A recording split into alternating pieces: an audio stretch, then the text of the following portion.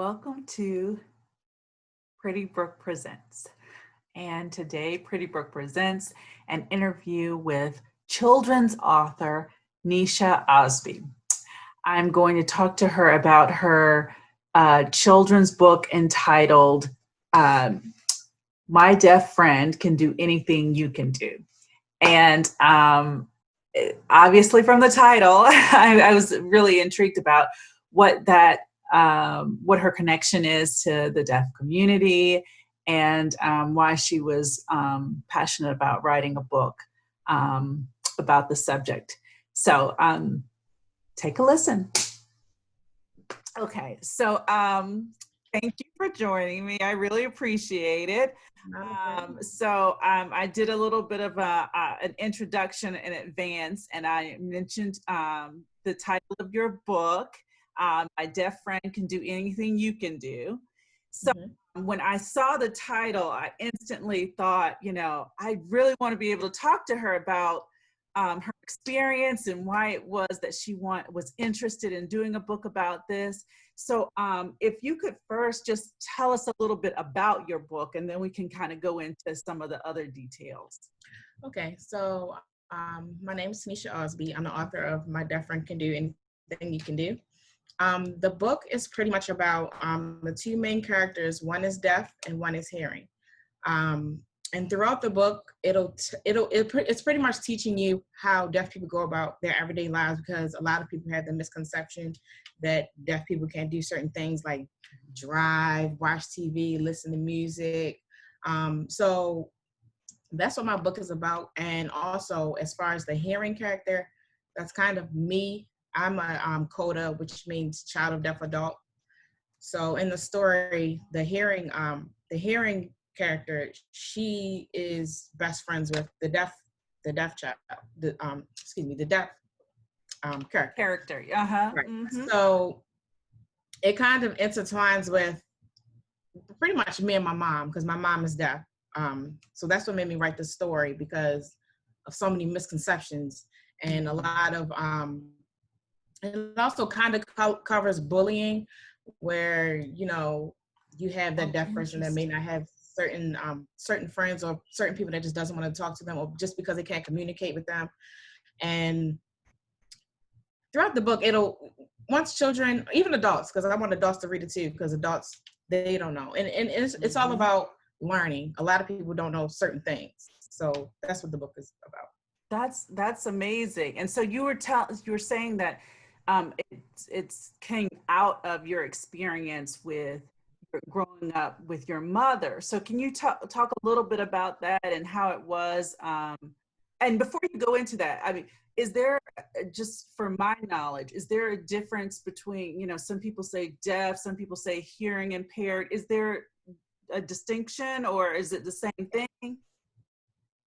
Yes, that is a very important question. So deaf people, so you have some deaf people that they're partially deaf, and then you have some that are deaf. But the majority of deaf people do not like being called hearing impaired, or look at deafness as a disability a lot of times. So interesting. Deaf, they're deaf. They take pride in that. I'm deaf. They really take pride into being deaf. So as time went on, that's how names have changed. Because at first it was, back then, even people still consider as hearing impaired, or a hearing person being disabled. And you have, they used to call deaf people deaf and dumb back in the day. And now they're like stuck on deaf, like they're deaf. You know what I mean? So yeah, so there is a big difference between them being called hearing impaired and deaf. Right. And that's I'm glad that you mentioned that, because it also made me think about the implants that some people are able to get. And I don't know, I guess there's some situations in which you can and which you can't, but I've heard that there are some people who will say, like you said before, I'm part of this community, I don't necessarily want that. I mean, has that been your experience in terms of, So even because I'm in college now to become a sign language interpreter, and there are still a few things that I didn't know. So as being in class, taking the deaf culture class, there is you have some people back then when the implants first came about, you had deaf people that actually disowned those that got the implant.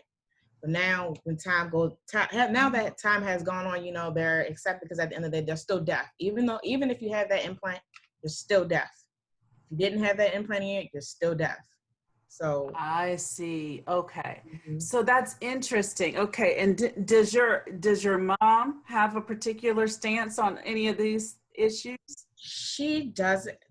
She used to have a hearing aid a long time ago, and she told Okay. me she does not like her hearing aid, and she likes the way she is. So Gotcha. Uh-huh. I hear you. I hear you. And so I kind of went off on a tangent. You were telling me a little bit about your experience growing up with a mother with who is deaf.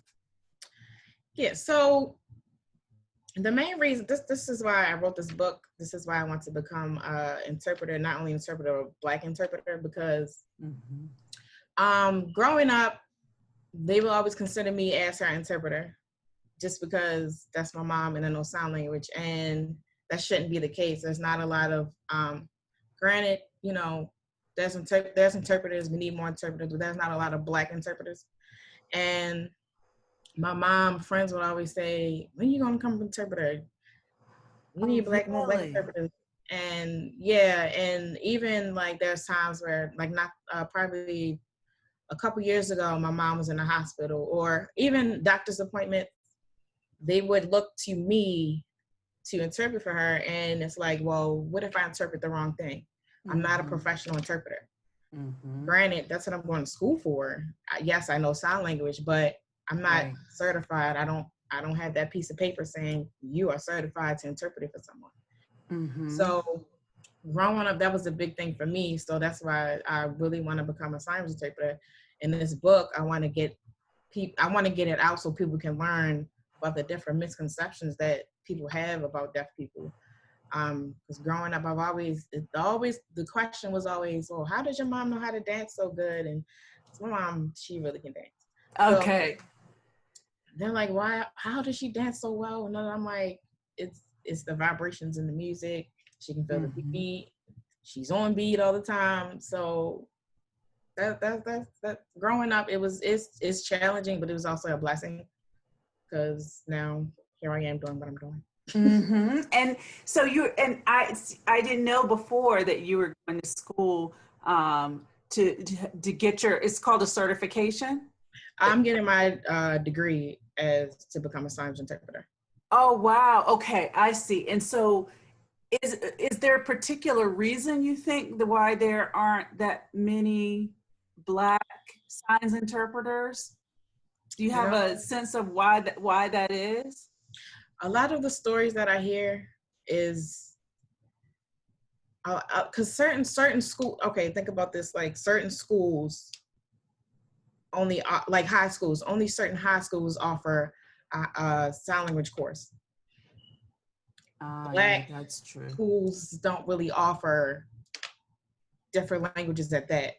Not Yes. saying that I know that for a fact. That's just how I feel. Right, So, right. I mean, that's because a lot of times I hear people, yeah, I took a sign language course in high school and I wanted to do sign language ever since. I wanted to be an interpreter. I hear that story a lot. So that's my concept. I don't know if that's a fact, but that's how I always looked at it. And even with my mom, whenever different things, when she needed an interpreter, it was always a Caucasian person. Right. I hardly ever see an African American. So That's interesting. I mean, I hadn't really thought about that. And in terms of the cultural parts of it too, in terms of interpreting stuff, I could find that to be helpful, you know. mhm. So that people who might be interested in doing what you're going to school to do right now, can you tell us what you would need to do in order to be able to do that? What kinds of things, you're going to college now, but the skill set that you would need to be able to bring. So I feel, and that's another thing. I really don't know a lot of colleges that offer sign language courses, but because I'm in Maryland and we're close to DC, where DC has more of a deaf Oh, community. yes. Yes. Um, so here we have Catonsville Community College, where you can either get your certification, or you can get your full-blown associate's degree for sign language, or even at Towson University. I do get that same question a lot, and I couldn't. One, to get started, to even know sign language, first and foremost, do your research, Mm-hmm. look up videos, get the books, and the most important thing, when as far as learning from someone, a lot of deaf people suggest that you're being taught by a deaf person, because a deaf person, they can they're deaf. They know their language more than a hearing person would. So, and that's something I learned also. But yeah, it's hard. As I've started my business, TC11 Hands, I've had a few people. They have said that they're taking courses in different states. So it all depends on where you live, and if Okay. they're offering sign language courses. Wow. Okay. And how long will it take for you to finish and get your degree? For me, I feel like it would take me about 2 more years. Okay. Okay. And That's great. That's great. And then so you'll have the certification, and then what are you planning to do with your certification? so what I want to do, I want to get my feet wet into the interpreting field, but I also want to start my own business agency, interpreting agency. So after I get that degree, I'll be going back to college to get for Oh, business, wow. so I can. I really want to open my own agency for interpreters. Wow. Oh, that's amazing. Okay. You would have other folks um, uh, doing the same kind of thing, kind of going out, I guess, if there's interpreters that are needed for what, like courts or those Yeah. kind of things. Mhm. Oh, interesting. Wow. Okay. Wow, that's really cool. So you Yeah. have really turned, I mean, you're author and, interpreter. I mean, you're really turning this into a whole lot of different kinds of things. That's amazing. Thank you. That is really amazing. That's amazing. So, is there anything you wanted to mention about the community, or like your experiences growing up with it, or anything else that I may have missed? I would say just take the time to get, deaf people, they can be, they're just like us. They do everything we can do, anything we can do. So Yeah. treat them as if they were just like you. They can do everything. They can drive. A lot of people have that misconception. Why are they driving? That's dangerous. You got to think about when you're driving. Imagine if your music's blasting really loud and you can't hear it, but you see those lights and those sirens going off. So then you hear, oh, there's an ambulance. It's the same thing. So Mhm. I just want to bring more awareness to the deaf community, and I don't want to make it as if, because I'm not deaf, I'm hearing, of course. So I never want to take credit from the deaf community, even though I am part of the deaf community in a way. Right. But just look at them as a saying. They can do anything that you can do. That's why I wrote this story. Mhm. So. And is that because of your experiences with your mom, do you feel like it's it hasn't been the case sometimes that people, well, I know you had said something about people looking to you to be her interpreter. Do people kind of, I mean, has it been your experience that people kind of will brush her aside and look to you? Is that why, and is that one of the reasons why you focused on writing this book, to explain to people? Yes. And also because even with family or friends, you have hearing people, and then you have the deaf person that's just sitting there, and no one, everybody's conversating, and then you have the deaf person just sitting there, not know, everybody's laughing, kikiing, and not really telling her or telling the deaf person what's going on, and it's like you're leaving them out. So Learn sign language. I mean, even if you learn the alphabet, like I feel like I personally would appreciate it. I can sign to someone, or a deaf person would appreciate it, at least that you know sign language or you know something, because you, as any human being, doesn't like feeling left out. So if you guys are hee-hee-heeing and then you have the deaf person just sitting there and they're asking, oh, what's funny, what's going on? And then a lot of times you have people, I'll tell you later. Oh, I'll tell you in a little bit. It's not right. It's not right. Right. And so you would recommend, if people were interested in learning, you could start with the videos. I think you mentioned that before. So start with videos online. Know someone who is part of the deaf community, they can kind of help you as well, that kind of thing. But my very first suggestion, a deaf person should be teaching you. Okay. Like, and because I mean, here, a deaf person should be or even if it's like a hearing interpreter, someone that really knows what they're doing. But a lot of times the people in the deaf community, their first suggestion is you need to learn from a deaf person. Okay, that's really helpful. And you know, what really struck me too, one of the reasons why I have been doing, well, my main reason for doing these videos, these interviews, is that my daughter has Rett syndrome, and that's the reason why I call it pRETTy Brooke, because Rett is in the middle of the word pretty. And when she's nonverbal, and she's 5 years old, and that's one of the things that it struck me when you said, you know, people will say, oh, I'll tell you later or whatever. My daughter understands, she's just nonverbal. And it's just, there are times when it kind of does feel like, okay, she's not necessarily part of the conversation. She's kind of sitting there, and then other people are having the conversation, and it's like, oh, okay, we'll focus on it later. But it's so much better for her, if you're part of the community, you know, part of the conversation or whatever the case may be. So that really struck me when you said that. So, yeah. It makes a big difference. Because my mom, and even myself, I'm not perfect. So sometimes I would notice, like, wait, my mom's right there. Let me hold on. You hold that thought for a second.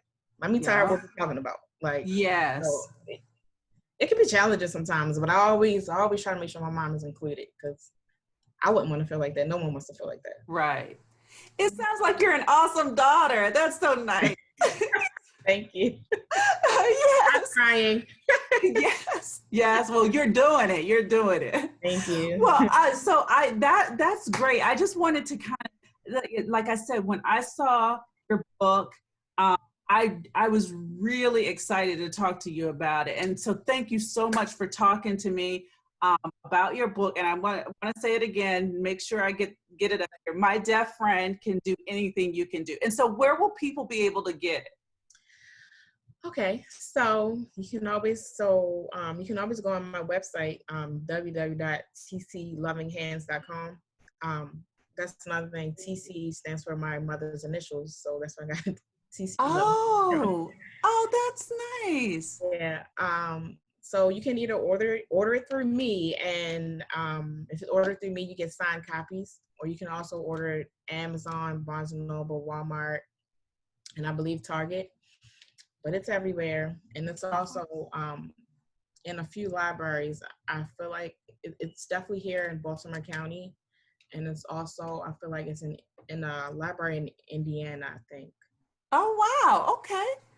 Oh, wow. Well, thank you so much. Well, I'm going to have to pick up my copy too, because I just think it's so awesome. And and thank you so much for talking to me. I learned a lot about the deaf community. And so I hope you're okay with this, because one of the things that I had, one of the reasons why I do a lot of this stuff that I do is I focus on a lot of times with the disability community. But what I'm learning from you is that the deaf community is saying that they don't want to be considered part of the disability community. So I think that this is helpful for people to know that information too. Thank you for having With me. that. I enjoyed talking to you. Okay, well, that's great. Well, thank you so much. I really appreciate it. You're welcome. Thank you. All right. All right. Bye. So there you have it. That was wonderful. I really appreciated talking to Nesha Ausby about her book, My Deaf Friend Can Do Anything You Can Do. And she mentioned where you can purchase the book. And she talked a lot. I learned a lot about the deaf community and honestly, not being part of the disability community.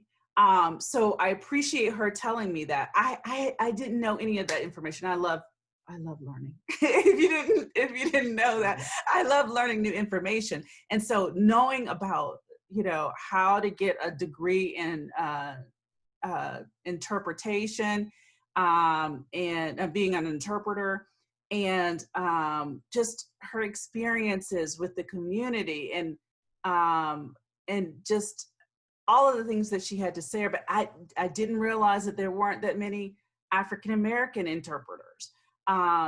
It's just it was an enlightening conversation. I really appreciated it.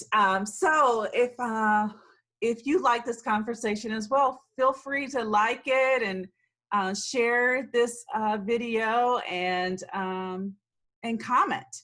And I will see you next time on pRETTy Brooke Presents.